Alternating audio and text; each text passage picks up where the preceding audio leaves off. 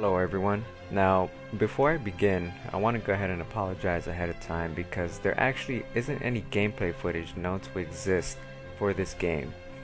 Now, even though one might surface soon, because a few months ago, images of this game have finally surfaced from its creator, which I will share with you a little later on in this video. So I'll go ahead and leave you with some GoldenEye and Perfect Dark gameplay footage because these games were games that GameZero's developer actually worked on. So let's begin. Game developer Martin Hollis began working at Rare in 1993 and was hired to help develop Killer Instinct for the SNES. Afterwards, Hollis offered himself to work on GoldenEye 007, which became what many people considered the best multiplayer game of its time. After GoldenEye was complete, the same team that worked on GoldenEye began developing Perfect Dark, but Hollis left before the game was complete. In 2000, he founded his own gaming company called Tsunami. His goal for his new company was to create original games with original game mechanics, while working with traditional publishers. The first game his new company would tackle was a project known as GameZero.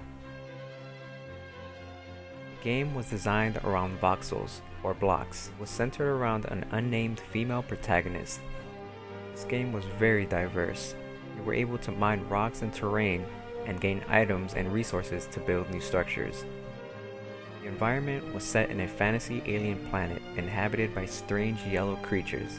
Now, this is merely my opinion, but from this image, the yellow aliens have a striking resemblance to the native bear-like creatures in Jet Force Gemini, which was a rare title, might I add.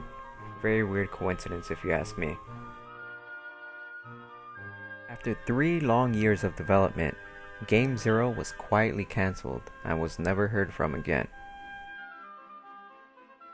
Now, in a campus party keynote event in Brazil, where Hollis unveiled his failed project, he stated that he was the one who inevitably pulled the plug on the entire project.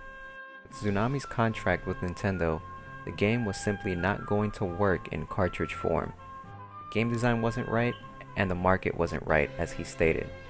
Destruction and building of voxels in GameZero were too RAM intensive to be suitable for consoles or PC hardware at the time.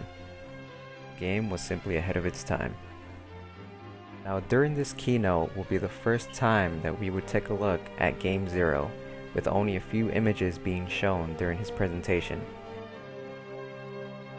In the images, you can see the world that he created with voxels, as well as the vehicle that you would use to transport yourself back and forth throughout the world. You can also see the laser guns being used by the protagonist. Within the 3 years, Tsunami did many experiments and created a playable prototype, but none have yet to surface.